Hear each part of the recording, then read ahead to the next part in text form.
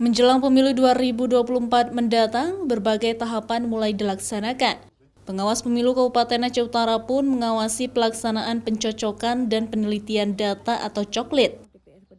Seperti pengawas pemilu Kecamatan Samudera ini mulai melakukan uji petik atau pengujian fakta terhadap hasil pencocokan dan penelitian data pemilih dengan cara mendatangi kembali rumah warga secara acak yang sudah tertempel stiker coklit oleh Pantarlih.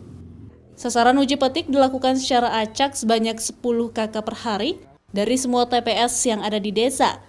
Uji petik juga untuk memastikan ulang nama dari stiker coklit yang tertempel di rumah penduduk sesuai dengan data KK.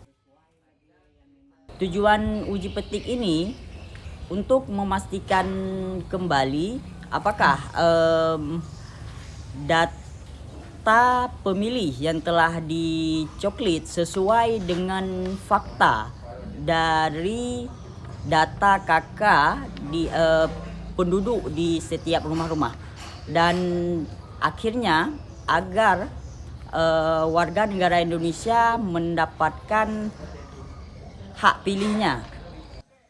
Uji petik atau pengujian fakta merupakan tahapan kedua dari pengawasan melekat terhadap coklit yang dilakukan sejak tanggal 20 Februari sampai dengan 14 Maret mendatang.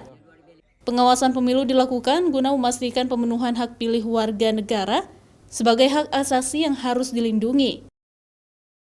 Zikri Maulana, Kompas TV, Aceh Utara.